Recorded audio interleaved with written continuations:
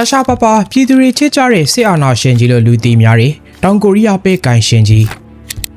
1960ပြည့်နှစ်တွေကစတင်ပြီးကိုရီးယားသမ္မတနိုင်ငံဟာတိုင်းပြည်တစ်ပြည်ရဲ့သမိုင်းမှာမကြုံဘူးလောက်အောင်ကြီးမားတဲ့ပြောင်းလဲမှုတွေရဲ့ဗဟိုချက်ကြီးဖြစ်ခဲ့ရပါတယ်ဂျပန်ကိုလိုနီအုပ်ချုပ်မှုအောက်မှာနှစ်ပေါင်း35နှစ်ကြာနေထိုင်ခဲ့ရပြီးစစ်အေးခေတ်ရဲ့ပထမဆုံးပဏိပခဖြစ်တဲ့သွေးထွက်တန်ယိုပြည်တွင်းစစ်နဲ့ရင်ဆိုင်ခဲ့ရတဲ့နိုင်ငံမှာတောင်နဲ့မြောက်ကိုရီးယားဆိုပြီးတော့နှစ်နိုင်ငံတီးတန့်ကွဲသွားတာတော့မှမအေးချမ်းနိုင်မင်းနဲ့အချိန်တော်ကြာတဲ့အထိငြိမ်းချမ်းရေးမရနိုင်ဖြစ်ခဲ့ပါလိမ့်နှစ်နိုင်ငံကြားစစ်ပြေငြိမ်းတဲ့စာချုပ်ကိုတော့1953ခုနှစ်မှာရေးထိုးနိုင်ခဲ့ပေမယ့်စစ်ပဲငြိမ်းသွားတာပါနှစ်နိုင်ငံကြားငြိမ်းချမ်းရေးတော့အခုထိမရသေးပါဘူးအဲ့လိုမျိုးကွဲသွားတဲ့အချိန်မှာနိုင်ငံရဲ့နှစ်ချမ်းကမြောက်ပိုင်းကတော့ဘာမှသိပ်ပြီးထူးမရှိခဲ့ပေမယ့်တောင်ပိုင်းမှာတော့အပြောင်းလဲအကြီးကြီးတွေဖြစ်ပေါ်ခဲ့ပါလိမ့်တောင်ကိုရီးယားဟာပြည်တွင်းစစ်ကိုအလူးလဲခံခဲ့ရတဲ့အခြေအနေနဲ့ဖွံ့ဖြိုးမှုနှိမ်ပါနေတဲ့အခြေအနေကနေကျွဲဝချမ်းသာမှုစီကိုကူးပြောင်းမှုအတွက်စတင်ပါလိမ့်စိုက်ပျိုးရေးအခြေခံစီးပွားရေးကနေစက်မှုလုပ်ငန်းနဲ့နည်းပညာတီထွင်စမ်းသစ်မှုစီးပွားရေးအဖြစ်အသွင်ကူးပြောင်းတာပါဒီဖြစ်စဉ်ကြီးရဲ့အဓိကနောက်ကပိတ်ကန်ရှင်ကိုပြောပါဆိုရင်တော့ပတ်ချုံဟီလို့ခေါ်တဲ့ဗိုလ်ချုပ်ကြီးပါပဲသူ့ကိုလူတွေကပုံစံအမျိုးမျိုးနဲ့မြင်ခဲ့ကြပါလိမ့်ခေမီတိုးတက်ရေးသမားနဲ့ကြီးမြတ်တဲ့နိုင်ငံရေးခေါင်းဆောင်တဦးလားဒါမှမဟုတ်ရီမန်းချက်ကြီးမားပြီးအာနာရှင်စနစ်ကိုတည်ဆောက်ခဲ့တဲ့ရက်ဆက်တဲ့လူတစ်ယောက်ပဲလားဆိုတာမေးခွန်းထုတ်စရာပါယနေ့ခေတ်မှာတော့တောင်ကိုရီးယားဟာတစ်ချိန်လုံးကကမ္ဘာအဆင့်180ဆိုတဲ့နေရာကနေကမ္ဘာရဲ့စီးပွားရေးအင်ပါယာအကြီးအမားဆုံး10နိုင်ငံထဲမှာပါဝင်ရပ်တည်နေပါပြီဒီလိုအခြေအနေကိုရောက်ရှိလာအောင်ပုံဖော်သွားပေးခဲ့တဲ့အာနာရှင်ကြီးပတ်ချုံဟီအကြောင်းကိုကျွန်တော်တို့ရဲ့ Alphabet Media ကနေတင်ဆက်ပေးသွားကြပါမယ်သူဘာတွေများအပြောင်းလဲလုပ်ခဲ့တာလဲသူ့လက်ထက်မှာဘယ်လောက်တောင်တိုးတက်ခဲ့လဲသူကဘယ်လိုလူမျိုးလဲ1919ခုနှစ်နိုဝင်ဘာလမှာဂူမီမြို့မှာမွေးဖွားခဲ့တဲ့ပတ်ချုံကြီးဟာစင်းရဲနွမ်းပါတဲ့လေသမားမိသားစုရဲ့တတ္တမမြောက်ကလေးပါလူငယ်ဘဝမှာကျောင်းဆရာအဖြစ်ခဏတာလုပ်ကိုင်ခဲ့ပြီးတဲ့နောက်မှာရှင်ကျဲအရာရှိကျောင်းကိုတက်ရောက်ခဲ့ပြီးဂျပန်နိုင်ငံကသိမ်းပိုက်ထားတဲ့မန်ချူရီးယားဒေသမန်ချူကိုတပ်မတော်ကိုဝင်ရောက်ခဲ့ပါသည်ရီမန်းချက်ကြီးပြီးတော့ပြတ်သားတဲ့ပတ်ချုံကြီးဟာအဲ့ဒီအချိန်ကနပိုလီယံကိုသူ့ရဲ့သူရဲကောင်းအဖြစ်သူ့ရဲ့လေးစားတိုက်တဲ့ပုဂ္ဂိုလ်အဖြစ်သတ်မှတ်ခဲ့ပါသည်ပညာရေးနယ်ပယ်မှာထူးချွန်လားဆိုတော့အရင်ကြီးအထူးချွန်ကြီးမဟုတ်ပေမဲ့တာမန်အဆင့်လောက်တော့ရှိခဲ့ပါသည်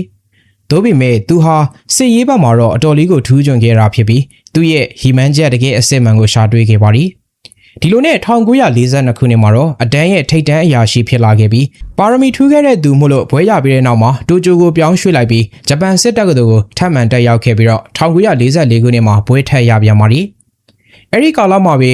တောင်ကိုရီးယားနိုင်ငံကိုအာဏာသိမ်းယူမဲ့1961အာဏာသိမ်းမှုမှာပါဝင်မဲ့လုပ်ဖော်ကိုင်ဘတ်အများစုနဲ့တွေ့ဆုံခဲ့တယ်လို့သိရပါတယ်။ပတ်ချုံဟီဟာရိုးရဂျပန်စစ်ရေးပညာကိုသင်ယူခဲ့ပြီးဂျပန်ယဉ်ကျေးမှုအပေါ်မှာအတော်လေးလေးစားခဲ့တဲ့သူပါ။အထူးသဖြင့်ဂျပန်နိုင်ငံကိုအနောက်တိုင်းလွှမ်းမိုးမှုအောက်ဖွင့်လှစ်ပေးခဲ့တဲ့မေဂျီပြုပြင်ပြောင်းလဲရေးကိုအလွန်လေးစားခဲ့ပါတယ်။ဒုတိယကမ္ဘာစစ်အဆုံးသတ်ခံဒီမှာပတ်ကိုဒုတိယဗိုလ်အနေနဲ့အထမမြောက်မန်ချူရီးယားခြေလျင်တပ်ဖွဲ့ကိုဆေလွတ်ခဲ့ပါတယ်။ကိုရီးယားလွတ်လပ်ရေးရပြီးတဲ့နောက်မှာတော့သူဟာဘေကျင်းကိုတွားရောက်ခဲ့ပြီးကိုရီးယားလွတ်မြောက်ရေးတပ်မတော်မှာထပ်ပြီးတော့ပါဝင်ပြန်ပါသည်1946ခုနှစ်မှာတော့ကိုရီးယားစစ်တပ်ကသူအသစ်ရဲ့ဒုတိယအပတ်စဉ်ကိုတက်ရောက်ပါသည်ဒီလိုနဲ့2နှစ်အကြာမှာတော့သူ့ရဲ့ဘဝကိုအဆုံးဖြတ်ပေးမဲ့အခိုက်အတန့်တစ်ခုကဖြစ်ပေါ်လို့လာခဲ့ပါသည်အဲ့ဒီအချိန်ကာလတုန်းကကိုရီးယားဟာဂျပန်ရဲ့လက်အောက်ကနေလွတ်လပ်ရေးရရှိခဲ့ပြီးတော့သူတို့ကိုအင်အားကြီးနိုင်ငံတွေဖြစ်တဲ့ဆိုဗီယက်ယူနီယံရုရှားနဲ့အမေရိကန်တို့ကကိုရီးယားကိုထိန်းသိမ်းမှုအတွက်သဘောတူခဲ့ပါသည်မြောက်ပိုင်းကတော့ဆိုဗီယက်တပ်တွေကဝင်ရောက်ခဲ့ပြီးတော့ကွန်မြူနစ်ဝါဒကိုအခြေခံတဲ့အုပ်ချုပ်ရေးကိုတည်ထောင်ပါသည်တောင်ပိုင်းကတော့အမေရိကန်တပ်တွေကဝင်ရောက်ပြီးတော့ဒီမိုကရေစီနဲ့အရင်းရှင်စနစ်ကိုအခြေခံတဲ့အုပ်ချုပ်ရေးကိုတည်ထောင်ခဲ့ပါသည်ဒီလိုအခြေအနေကနေပဲ1948ခုနှစ်ရောက်တဲ့အခါမှာကုလသမဂ္ဂကကြီးမှုပြီးတော့ရွေးကောက်ပွဲလုပ်ပေးဖို့ကြိုးစားပေမဲ့လည်းမြောက်ပိုင်းကလက်မခံပါဘူးအဲဒီကနေပဲတောင်ကိုရီးယားနဲ့မြောက်ကိုရီးယားဆိုပြီးတော့ကွဲသွားတဲ့ဇာတ်လမ်းကိုပြည်သက်တွေသိကြမှာပါဒီဇာတ်လမ်းထဲမှာပတ်ချုံဟီကသွားပြီးတော့ပါဝင်နေခဲ့ရတာဖြစ်ပါတယ်ဘလို့ပါဝင်နေခဲ့ရတာလဲဆိုတော့ဒုတိယကမ္ဘာစစ်ပြီးကိုရီးယားနှစ်ချမ်းခွဲတဲ့အချိန်မှာပတ်ချုံဟီကကိုရီးယားကိုပြန်ရောက်လာတဲ့အကြောင်းရှေ့မှာပြောပြခဲ့ပါတယ်ဒီကာလာကြီးကကွန်မြူနစ်ဝါဒနဲ့ဒီမိုကရေစီအရင်းရှင်ဝါဒတို့အတော်လေးပွတ်တိုက်မှုများနေတဲ့အချိန်ကာလဖြစ်တာမို့အထီးခိုက်မခံပါဘူးဖြစ်ချင်တော့ပတ်ချုံဟီဟာလွန်ခဲ့တဲ့နှစ်အနည်းငယ်လောက်တုန်းကသူ့ရဲ့အကူဖြစ်သူဟာကွန်မြူနစ်တက်ကြွလှုပ်ရှားသူတစ်ယောက်ဖြစ်ပြီ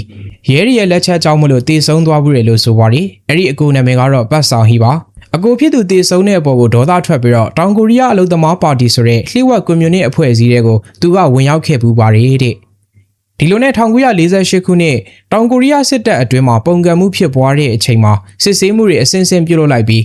တပ်ထဲကိုရောက်နေတဲ့ပတ်ချုံဟီကကွန်မြူနစ်ခေါင်းဆောင်တယောက်အဖြစ်နဲ့အရင်တုန်းကရှိခဲ့ဘူးတဲ့ဆိုပြီးတော့အဖော်ခံလိုက်ရပါတယ် တောင်ကိုရီးယားရဲ့စစ်တပ်အရာရှိတယောက်ဖြစ်နေတဲ့အချိန်မှာကွန်မြူနစ်ခေါင်းဆောင်တယောက်ဖြစ်ခဲ့ပြီးတဲ့ဆိုတဲ့အတိတ်ဟောင်းကပြန်ပေါ်လာတဲ့အတွက်သူ့ကိုစစ်ခုံရုံးကတည်တံပေးဖို့လောက်ထိပါလုပ်ခဲ့ပါတယ်။တီးကြတဲ့ဆက်ဆက်မှုမရှိဘူးဆိုပေမဲ့တော်တော်များများကဒီလိုဆွဆွဲခဲ့ကြတာပါ။သို့ပေမဲ့သူဟာအထက်အရာရှိတွေကိုအတော်လေးသစ္စာရှိတဲ့သူဖြစ်တာမို့လို့သူတို့တွေကဝင်ပြီးတော့ကာပေးခဲ့ပါတယ်။အဲ့လိုကာပေးတာကြောင့်မို့လို့ပဲလူငင်းချမ်းသာခွင့်ရခဲ့ပြီးအပြန်အလှန်အနေနဲ့အဲ့ဒီကွန်မြူနစ်အလုပ်သမားပါတီရဲ့လျှို့ဝှက်လှုပ်ရှားမှုတွေကိုပြန်ပြီးတော့ဖော်ပေးလို့ရှိရင်လူငင်းချမ်းသာခွင့်ပေးမယ်လို့ပြောခဲ့ပါတယ်။ဒီလိုနဲ့သူလည်းပဲသူ့ရဲ့အသက်ရှင်ရာရှင်ကြောင်းအတွက်စူးစမ်းရုန်းကန်ရင်းနဲ့ပြန်လည်လွတ်မြောက်လာပါတဲ့။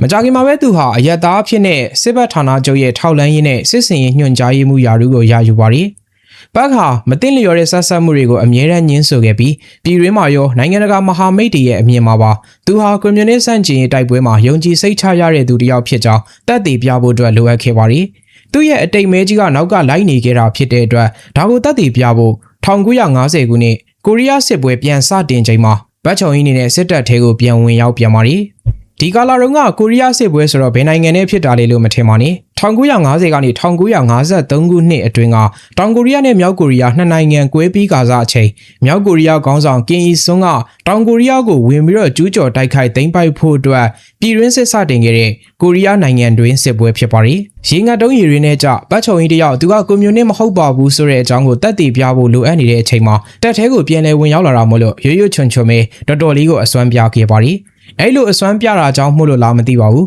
။စစ်တပ်ထဲပြန်ဝင်ပြီးတော့14လအကြာမှာပဲဗိုလ်မှူးအဖြစ်ခန့်အပ်ခံလိုက်ရပါတယ်။စစ်မြေပြင်မှာရဲရဲမှုကြောင့်1950 1951စစ်ကြီးပြီးဆုံးတဲ့အချိန်1953ခုနှစ်မှာဂုံပြူစုတစိတ်3ခုတောင်မှရရှိခဲ့ပါတယ်။ဒါကြောင့်မလို့သူဟာတောင်ကိုရီးယားနိုင်ငံတွင်းမှာလေနာမည်စကြီးလာတယ်လို့အနောက်တိုင်းကိုကြောထောက်နောက်ခံပြုထားတဲ့ဘက်က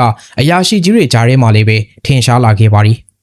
သူရဲ့ပါတီနောက်ခံရာဇဝင်ကိုတဖြည်းဖြည်းနဲ့လူတွေကဘေးဖယ်ထားလိုက်ကြပြီးအသက်အရွယ်ကန့်သက်ချက်အတွင်းမှာပဲသူဟာဗိုလ်မှူးကြီးဆိုတဲ့အဆင့်ထိယာရုတိုးမြင့်ခံလိုက်ရပါတယ်။လှန်ထမ်းလာတာကိုမြင်ရတယ်ကန်ဆန်းလာတာကိုမမြင်ရဘူးဆိုတဲ့အတိုင်းဘတ်ချုံဟီတယောက်စိုင်ကော်ပြီးတော့ခြုံမော်ရောက်ခဲ့ရပါတယ်။ဘတ်ချုံဟီအတွက်ကံကောင်းမှုဆိုပေမဲ့တောင်ကိုရီးယားအတွက်တော့အာဏာသိမ်းမှုနဲ့စစ်အစိုးရအုပ်ချုပ်မှုရဲ့အစလို့ပြောလို့ရပါတယ်။1950ပြည့်နှစ်တင်နဲ့1960ပြည့်နှစ်လိုနေအစောပိုင်းမှာကိုရီးယားစစ်တပ်ဟာဒေသဆိုင်ရာမူလအစပေါ်မူတည်ပြီးအခြေခံအုပ်စုကြီး3စုကွဲပြားနေပါတယ်။အဲ့လိုကွဲပြားမှုမှာပဲဘက်ဟာဆက်ဆံရေးတော်တော်ကောင်းကောင်းကိုရရှိထားတာပါ။သူဟာအထက်ပိုင်းကလူတွေနဲ့လည်းရင်းနှီးတယ်။အောက်ပိုင်းကလူတွေနဲ့လည်းရင်းနှီးတယ်။အဓိကအဖြစ်တော့ထောက်လန်းရေးမှာသူတိစောက်ခဲ့တဲ့အဆက်အသွယ်တွေကသူအာဏာသိမ်းမှုအတွက်အဓိကအင်အားစုတွေဖြစ်လာတာပါ။နောက်ပြီးအရှေ့မြောက်ပိုင်းကခေါင်းဆောင်တွေဖြစ်တဲ့သူတွေနဲ့လည်းပဲအလွန်ကောင်းမွန်တဲ့ဆက်ဆံရေးရှိပါတယ်။ဘာကြောင့်လဲမေးရင်တော့သူကအဲ့ဒီကခေါင်းဆောင်နေနဲ့ចောင်းတက်ဖို့ចောင်းတက်ဖက်ရှင်ဟွန်းចောင်းမှာဖြစ်ခဲ့ကြလို့ပါပြီ။အဆက်အသွယ်ကောင်းကောင်းတွေကိုလည်းပိုင်ဆိုင်ထားတဲ့နိုင်ငံတော်မှာဗိုလ်မှူးကြီးဆိုတဲ့ယာရုကိုလည်းရထားပြီးဒီလိုအခြေအနေမျိုးမှာတမရကထပြီးတော့မဟုတ်တရုတ်လုပ်ပြန်ပါတယ်။တောင်ကိုရီးယားတမရဖြစ်တဲ့စင်မန်ကြီးဟာ1960ခုနှစ်မတ်လ15ရက်နေ့ရွေးကောက်ပွဲလုပ်တဲ့အခါမှာပြောင်မဲလိန်ခဲ့ပါတယ်။ဒီကိစ္စကသူ့ကိုယာရုကပြုတ်ကျသွားစေခဲ့ပြီးတော့စစ်တပ်ကအာဏာသိမ်းမှုအတွက်လမ်းစာဖြစ်ပေါ်လာတာပါ။သူမဲမတမာမှုဘယ်လိုလုပ်ခဲ့လဲဆိုတာကိုလည်းပဲဗဟုသုတအနေနဲ့နည်းနည်းလေးပြောပြပေးကြပါမယ်။တောင်ကိုရီးယားတမရမဲလိန်ခဲ့တဲ့ပုံစံကကြိုတင်မဲထည့်ခိုင်းနေဆိုပြီးတော့မဲရဲ့40%လောက်ကိုဘသူကမှမဲလာမထည့်ဘဲနဲ့သူဟာသူကြိုပြီးထည့်ထားတာပါ။နောက်ပြီးတော့3ယောက်တည်းမဲပေးစနစ်ဆိုတာမျိုးကိုပြုလုပ်ခဲ့ပြီးမဲပေးသူတွေကိုတယောက်တည်းမဲမပေးခိုင်းပါဘူး။3ယောက်တောင်မှမဟုတ်9ယောက်အုပ်စုတွေဖွဲ့ပြီးတော့ခေါင်းဆောင်ဖြစ်သူရဲ့ရှေ့မှာပဲမဲပေးကြောင်းပြသပြီးထည့်ရပါတယ်။နောက်ပြီးမဲယုံနေမှာလေးပဲသူတို့ကိုမဲထည့်မဲ့သူတွေကလွယ်ပြီးတခြားပါတီတွေရဲ့မဲထည့်မဲ့သူတွေရောက်လာတဲ့အခါမှာအတင်းမောင်းထုတ်ပြီးတော့ရဲတွေလူမိုက်တွေကိုတုံးပြီးတော့ချိန်ချောက်ပါတယ်။အဲ့လိုလုပ်လိုက်တဲ့အခါကျတော့မဲလာထဲတဲ့သူကသူ့ကိုမဲလာထဲတဲ့သူကလွယ်ရင်ကျန်တဲ့သူတွေကမရှိတော့ပါဘူး။ဒီတော့ရွေးကောက်ပွဲကိုရှင်းရှင်းလင်းလင်းပဲအနိုင်ရသွားပါတယ်။ဖြစ်ချင်တော့မဲရည်တွက်တဲ့အခါမှာစင်မန်ရီဘက်ကမဲပေးတဲ့သူတွေကလုံးဝအသာစီးနဲ့နိုင်နေဆိုသလိုမဲလာပေးတဲ့လူက1000မဲက1000ခွဲလောက်သွားဖြစ်နေတာပါ။ဒီတော့မဲလိန်နာဆိုတာတော်တော်လေးတိတိတသားဖြစ်သွားပါပြီ။ဒီလိုကလိန်ကကြစ်ကြပြီးတော့မဲလိန်နာကိုပြည်သူတွေကတီးမခံပါဘူး။အဲ့လိုနဲ့မာဆန်မြို့မှာចောင်းသားတွေကစပြီးတော့တပိန်းပေါက်ကြပါသည်။အဲ့ဒီဆန္ဒပြတဲ့တောင်ကိုရီးယားပြည်သူတွေလည်းတရက်ထဲမှာ183ယောက်လောက်တေဆုံးသွားတဲ့အထိကိုမှနှိမ်နှင်းခံခဲ့ရတာပါ။အဲ့လိုမျိုးဆိုးဆိုးရွားရွားတွေပြုတ်မှုပြီးတဲ့နောက်မှာတော့စင်မန်ကြီးဟာယာရုကနေပြီးတော့နှုတ်ထွက်သွားခဲ့ပြီးဟာဝိုင်ယီကိုထွက်ပြေးပါသည်။သူနှုတ်ထွက်သွားတော့ဒုတိယသမ္မတဖြစ်တဲ့ဝင်ကြီးချုပ်ချမ်းမြောင်ဆိုသူကလည်းပဲဥဆောင်ပြီးတော့အစိုးရကိုတီထောင်မိမယ်လေအာဂရီလိုက်စားပြီးတော့ထိရောက်မှုမရှိတာကြောင့်မလို့အဲ့ဒီအစိုးရအဖွဲ့ကလည်းလှည့်မြန်စွာပျက်စီးသွားပါသည် ဒီအချိန်မှာကိုရီးယားနိုင်ငံအတွင်းအုပ်ချုပ်သူမဲနေတယ်လို့လူမှုရေးနဲ့ပတ်သက်ပြီးတော့လေနိုင်ငံကြီးကဲတွေကိုမကျေနပ်တဲ့ကိစ္စတွေကနေရာအနှံ့မှာပြန့်နှံ့နေတာပါဒီအချိန်မှာပဲဇာလိုက်ကျော်ကြီးဗိုလ်မှူးကြီးဖြစ်တဲ့ပတ်ချုံဟီကအာဏာသိမ်းမှုအတွက်ကြိုးစားပါတယ်သူကအရာရှိ3000ကိုခေါ်ပြီးတော့စိုးမြို့ကိုသိမ်းပိုက်လိုက်ပါတယ်သူရဲ့အစီအစဉ်ကအောင်မြင်သွားတယ်လို့လည်းပြောရမှာပါအဲ့လိုအောင်မြင်သွားပြီးတဲ့နောက်ပိုင်းမှာလည်းပဲတရားဝင်မှုပြဿနာနဲ့နည်းနည်းလေးရင်ဆိုင်ခဲ့ရပါတယ်ပတ်ကလက်ရှိထွက်ပြေးသွားတဲ့တမရရဲ့ထောက်ခံချက်နဲ့အမေရိကန်အစိုးရရဲ့ထောက်ခံချက်ကိုရယူဖို့အတွက်ကြိုးစားပါတယ်နောက်ပြီးတော့လူလူထောက်ခံမှုကိုရရှိဖို့အတွက်စီးပွားရေးစွမ်းဆောင်ရည်ကောင်းမွန်အောင်လုပ်ပေးမယ်ဆိုပြီးလူတွေကိုပြောကြားရင်းနဲ့ပဲသူ့ကိုယ်သူလောင်းကြီးထပ်လိုက်ပါတယ်ဒါကြောင့်မလို့ပြည်သူတွေကသူ့ကိုအခွင့်အရေးပေးမယ်ဆိုတဲ့စိတ်မျိုးဖြစ်လာခဲ့တယ်လို့ထောက်ခံချက်တွေလည်းရရှိခဲ့ပါတယ်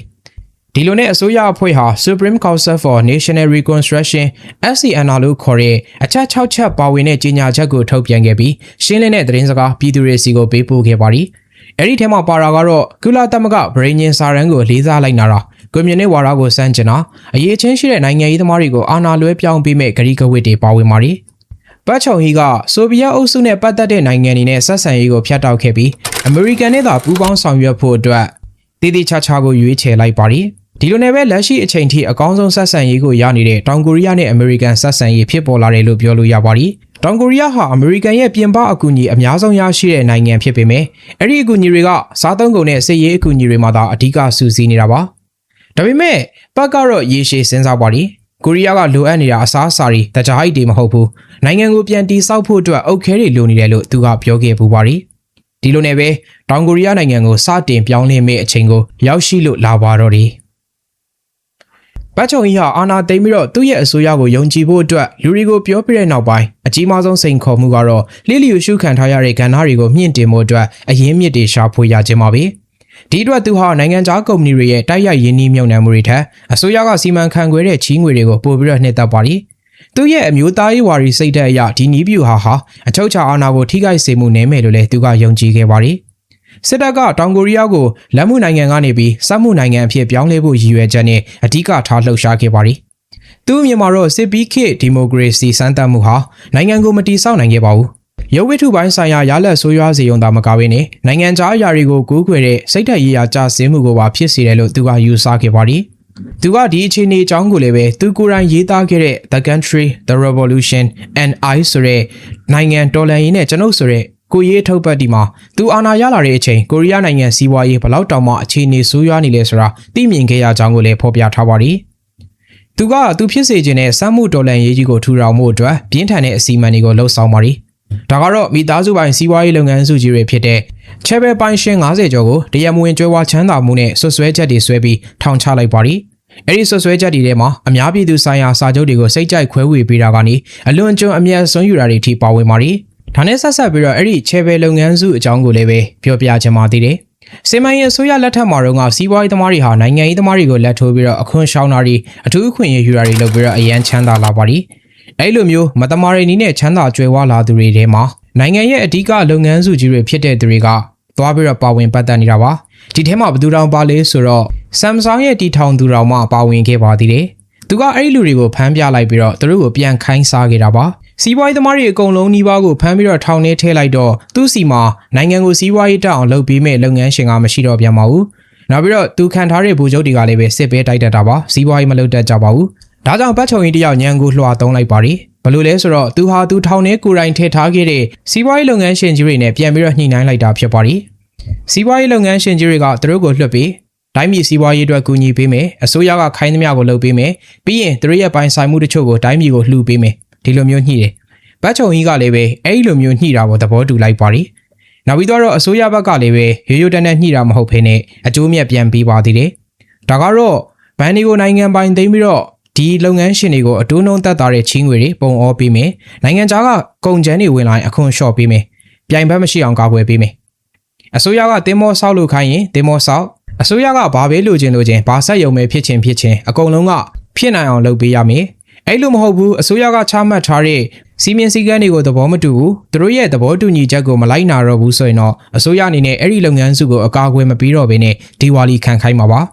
ဒီလိုမျှမျှတတညှိလိုက်တဲ့အခါမှာတော့အကုန်လုံးအဆင်ပြေသွားခဲ့ပြီးစီးပွားရေးလုပ်ငန်းရှင်တွေဟာတောင်ကိုရီးယားနိုင်ငံအတွက်စီးပွားရေးလုပ်ငန်းစုကြီးအေယာမာဂျူတွေကိုစပြီးတော့ပြန်လည်တည်ထောင်มาတော့တယ် အာနာသိမ့်ပြီးပထမနှစ်မှာပဲသူဟာအာနာသိမ့်ထားတဲ့ခေါင်းဆောင်အများပြားသူခန့်ခဲ့တဲ့သူတွေကိုဖယ်ရှားပစ်ပြီးသူ့ရဲ့ခေါင်းဆောင်မှုကိုအခိုင်အမာတည်ဆောက်ပါတယ်။သူ့ကိုလူငယ်ဘဝကစစ်ရေးရတိုးတက်အောင်ကူညီပေးခဲ့တဲ့ဗိုလ်ချုပ်ရှဲမြောင်ရှင်းကိုတော့မှဖယ်ရှားပစ်ခဲ့တာပါ။နောက်ပြီးအမေရိကန်ကကနေဒီအစိုးရရဲ့ဖိအားပေးမှုတွေနဲ့ဂရီကဝစ်တွေအရ1963မှာလေးပဲရွေးကောက်ပွဲကျင်းပပါတယ်။အရသာတိုက်ခံတွေကိုစူးစီးခဲ့ပေမဲ့ပတ်ကနိုင်ငံတော်ပေါ်ကောင်းခဲ့တာကိုမြင်ပြီးပြည်သူတွေရဲ့အားပေးမှုနဲ့ပဲ100%ကျော်အသာစီးရပြီးအနိုင်ရရှိသွားပါတယ်။အဲဒီနေ့ကစပြီးသူဟာကျွဲဝါးတဲ့နိုင်ငံတန်မာရဲစစ်တပ်ဆိုတဲ့ဟီမန်ချက်ကိုအပြည့်အဝအကောင့်ထဲပေါ်ပါတော့တယ်။ဒါဟာပတ်ချုံဟီရဲ့အတွေးခေါ်ကိုပိုင်လို့တော့မဟုတ်ပါဘူး။သူကဂျပန်အတွေးခေါ်နဲ့နိုင်ငံတော်ဦးဆောင်မှုကိုပေါင်းစပ်ထားတာပါ။သူ့အတွက်စီးပွားရေးတိုးတက်မှုနဲ့အမျိုးသားလုံခြုံရေးဟာခွဲခြားလို့မရတဲ့အရာတွေပါ။မြောက်ဘက်ကကျူးကျော်မဲ့အန်ရီကလည်းအမြဲတမ်းရှိနေတဲ့အတွက်စစ်တပ်ကလည်းပဲ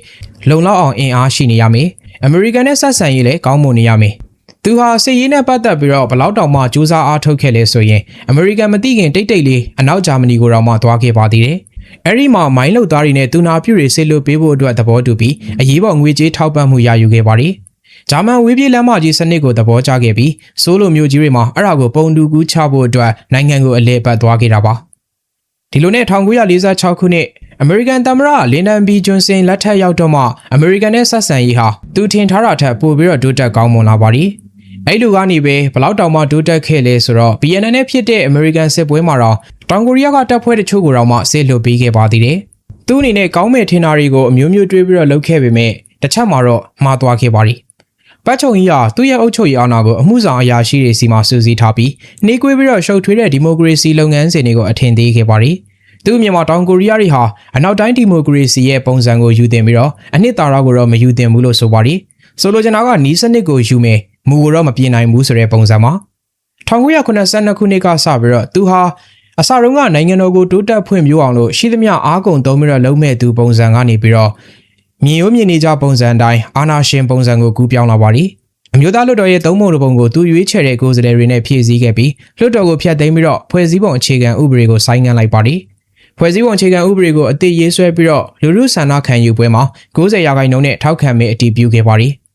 ဒါကသူ့ကိုတသက်တာသမ္မတဖြစ်ခွင့်ပေးလိုက်တယ်လို့ဆိုလိုချင်တာပါ။ပြောချင်တာကသူကသမ္မတဖြစ်ပြီးတော့သူ့ကိုပြန်ပြီးတော့ဖြုတ်ချနိုင်မဲ့သူမရှိတော့ပါဘူး။အဲဒီကာလကိုတော့တောင်ကိုရီးယားမှာယူရှင်းလို့ခေါ်ပြီးပြန်လည်စမ်းသစ်ခြင်းလို့အဓိပ္ပာယ်ရပါတယ်။ပညာရှင်တချို့ကတော့ဒါဟာပတ်ချုံရင်းအနေနဲ့မြောက်ကိုရီးယားကကင်ရီစွန်းရဲ့ပုံစံကိုပုံတူကူးချတယ်လို့လည်းဆိုကြပါတယ်။ဒီတစ်ချက်ကြောင့်မို့လို့သူဟာအငင်းပွားစရာအာဏာရှင်ဆိုတယောက်လားဆိုတဲ့မေးခွန်းမျိုးတွေထွက်ပေါ်လာတာပါ။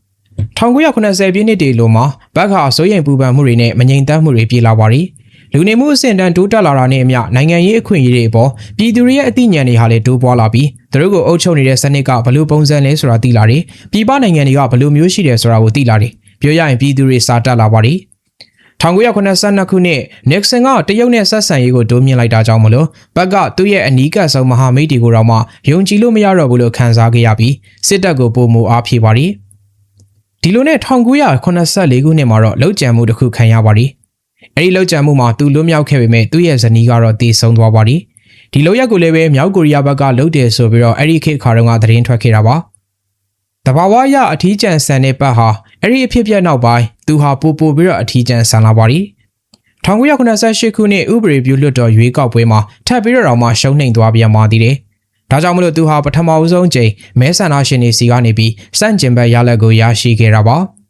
ပတ်ချုံကြီးအနေနဲ့သူ့ရဲ့အုပ်ချုပ်မှုပိုင်းနဲ့နိုင်ငံရေးပိုင်းမှာပြည့်ဝမှုတွေရှိနေခဲ့ပေမဲ့သူ့ရဲ့ဒုတောင်လှုပ်ဆောင်ပေးခဲ့တဲ့စီးပွားရေးလုပ်ငန်းရှင်တွေနဲ့ညှိနှိုင်းမှုကြီးကတော့မပြည့်စည်သွားပါဘူး။ဒါကြောင့်မလို့တောင်ကိုရီးယားဟာကြောက်ခမန်းလိလိတိုးတက်လာခဲ့ပါတယ်။တောင်ကိုရီးယားရဲ့ကုန်ထုတ်လုပ်မှုပို့ကုန်တွေဟာဆယ်စုနှစ်တစ်ခုအတွင်းမှာပဲတစ်နှစ်ကို28%တိုးတက်လာခဲ့ပြီးလောက်ခလာစာ20%နီးပါးတိုးလာခဲ့ပါတယ်။1986ကနေ89ခုနှစ်အကြာတောင်ကိုရီးယားဟာစက်မှုတော်လှန်ရေးလမ်းကြောင်းပေါ်ကိုအပြည့်အဝရောက်ရှိနေခဲ့ပါပြီ။ပတ်ချုံကြီးကလည်းပဲအဲ့ဒီအတော်အတွင်းမှာနိုင်ငံရေးအရဖိအားများနေပါတယ်ဆိုမှလောက်ကျန်တက်ဖြတ်ဖို့လေခဏဆိုသလိုခံရပါတယ်။အကြိမ်ကြိမ်စူးစမ်းတာခံရပြီးတဲ့နောက်မှာတော့နောက်ဆုံးမှာလောက်ကျန်တဲ့သူတွေဘက်ကအောင်မြင်သွားခဲ့ပြီးသူ့ကိုလောက်ကျန်လိုက်တဲ့သူကကင်ဂျေဂျူလို့ခေါ်တဲ့အနီးကပ်လူယုံတဦးရဲ့လက်ချက်နဲ့ပဲတည်ဆုံသွားခဲ့ရပါတယ်။ကင်ဟာတောင်ကိုရီးယားထောက်လှမ်းရေးအေဂျင်စီရဲ့အကြီးအကဲဖြစ်ပြီးပတ်ရဲ့လုံခြုံရေးတာဝန်ခံမှာတရားဝင်နေရာတစ်ခုမှာနားအုပ်ကိုတစ်ချက်ဘိုက်ကိုတစ်ချက်ပစ်ခတ်လိုက်ပြီးတော့အဆုံးသတ်ပေးလိုက်တာဖြစ်ပါတယ်။ဒီလိုနဲ့ပဲ18နှစ်ကြာနိုင်ငံတော်ကိုအာဏာသိမ်းပြီးတော့အုပ်ချုပ်ခဲ့တဲ့ပတ်ချုံဟီရဲ့အစိုးရတပ်တန်းကအဆုံးသတ်သွားခဲ့ပါတယ်။ လောက်ကျန်သူကင်ကတော့သူ့ရဲ့မျိုးချစ်စိတ်နဲ့ညီလှုပ်ဆောင်ခဲ့တာလို့ပြောပေမယ့်အဲတုန်းကဘသူခိုင်းတာလဲဆိုတာတန်တရားဖြစ်ခဲ့တာတွေအများကြီးပါပဲအဖြစ်တော့ထွက်မလာခဲ့ပါဘူး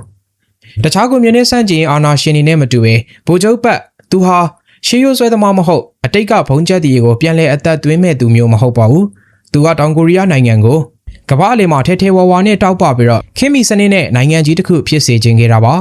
ကိုရီးယားကိုတီထောင်ခဲ့တဲ့နှစ်ပေါင်း9000အတွင်းမှာနိုင်ငံကိုဒီလောက်ထိကြီးကျယ်ခမ်းနားအောင်လုပ်နိုင်တဲ့သူအဖြစ်ပထမဦးဆုံးသမိုင်းတွင်ခဲ့တဲ့သူဖြစ်ပါတယ်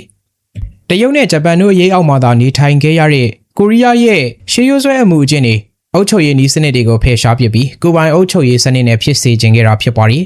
သူ့ကိုထောက်ခံသူတွေကတော့သူ့ကို20ရာစုရဲ့ကြီးမြတ်တဲ့အုပ်ချုပ်ရေးအကြီးအကဲတယောက်လို့သတ်မှတ်ခဲ့ပြီးစင်ကာပူနိုင်ငံကိုတိုးတက်အောင်လုပ်ပေးခဲ့တဲ့လီကွမ်ယူနဲ့တောင်မှနှိုင်းယှဉ်ခဲ့ကြပါသေးတယ်။နောက်ပြီးတရုတ်နိုင်ငံရဲ့ခေါင်းဆောင်တို့ဖြစ်တဲ့တိန်ရှောင်ဖိတ်ကိုယ်တိုင်တော်မှပတ်ချုံရဲ့စနစ်တွေအပေါ်မှာပြုပြင်ပြောင်းလဲရေးအတွက်နမူနာယူခဲ့ရတယ်လို့ဆိုပါတယ်။ဒါပေမဲ့လည်းသူဟာအာဏာရှင်တယောက်ဖြစ်တဲ့အတွက်မုန်းတဲ့သူတွေလည်းရှိသလိုချစ်တဲ့သူတွေလည်းရှိခဲ့ကြပါတယ်။ဘာပဲပြောချစ်တဲ့သူကပိုများခဲ့တဲ့သူမို့လို့သူ့ကိုတမိုင်းမှာလူမုန်းမများတဲ့အာဏာရှင်ကြီးတယောက်အနေနဲ့သတ်မှတ်ခဲ့ကြတာပါ။အုပ်ချုပ်ခဲ့တဲ့ကာလအတွင်းမှာပြည်တွင်းအသရင်ထုတ်လုပ်မှုလို့ခေါ်တဲ့ GDP ဟာ2000ရာခိုင်နှုန်းကျော်အထိတိုးတက်လာခဲ့ပြီးပို့ကုန်တွေဟာလည်းပဲအစတရာတိုးတက်လာခဲ့ပါတယ်။အခုလက်ရှိတောင်ကိုရီးယားရဲ့အစစ်မြင့်စီမံကိန်းကြီးတွေအပါအဝင်နိုင်ငံတော်ဗဟိုပြုစီမံခန့်ခွဲမှုနဲ့စစ်ဘက်ဆိုင်ရာအခြေခံစည်းကမ်းတွေကိုလည်းသူကိုယ်တိုင်ပဲတည်ဆောက်ပေးခဲ့တာပါ။ဒါကြောင့်မလို့သူဟာတောင်ကိုရီးယားရဲ့အခမ်းအနားဆုံးသောအာဏာရှင်ခေါင်းဆောင်တဦးလို့ယနေ့ထက်တိုင်သမိုင်းတွင်နေခဲ့တာပဲဖြစ်ပါတယ်။နောက်ထပ်လည်းဒီလိုမျိုးစိတ်ဝင်စားစရာအကြောင်းအရာတွေကိုတင်ဆက်ပေးပါဦးမယ်။အဆုံးထိကြည့်ရှုအားပေးတဲ့အတွက်ကျေးဇူးအထူးပဲတင်ရှိပါရခင်ဗျာ။